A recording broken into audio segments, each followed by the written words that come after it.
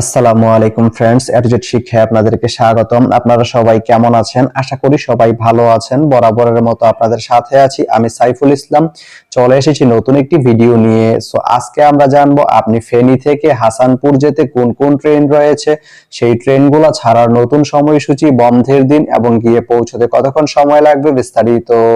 তো আমি যদি আপনাদেরকে ট্রেনের সময়সূচিগুলো বলে দেই, আপনি ফেনী থেকে হাসানপুর যেতে প্রথমে যে ট্রেনটি রয়েছে সেটি হচ্ছে চট্টলা। চট্টলা ট্রেনটি ফেনী থেকে ছাড়বে সকাল 7টা 31 মিনিটে এবং এটি হাসানপুর গিয়ে পৌঁছবে সকাল 7টা 52 মিনিটে। শুক্রবারের দিন এই ট্রেনটি বন্ধ থাকে।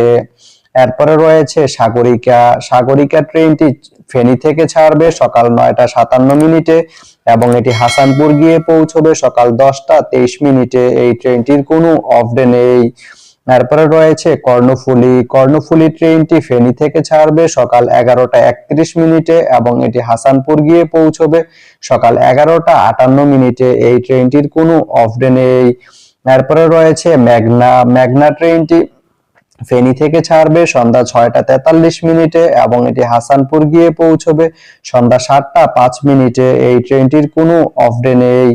এরপরে রয়েছে ময়মনসিংহ মেইল। ময়মনসিংহ মেইল ট্রেনটি ফেনী থেকে ছাড়বে সন্ধ্যা 7টা 23 মিনিটে এবং এটি হাসানপুর গিয়ে পৌঁছবে সন্ধ্যা 7টা 51 মিনিটে। এই ট্রেনটির কোনো অফ ডে নেই।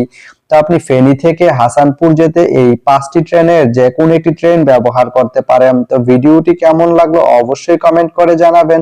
আর ভিডিওটি যদি ভালো লেগে থাকে বা আপনার কোনো উপকারে এসে থাকে তাহলে ভিডিওতে একটা লাইক করে দিবেন, কারণ আপনার একটা লাইক আমাকে অনেক ইন্সপায়ার করে নতুন নতুন আরো ভিডিও বানাতে।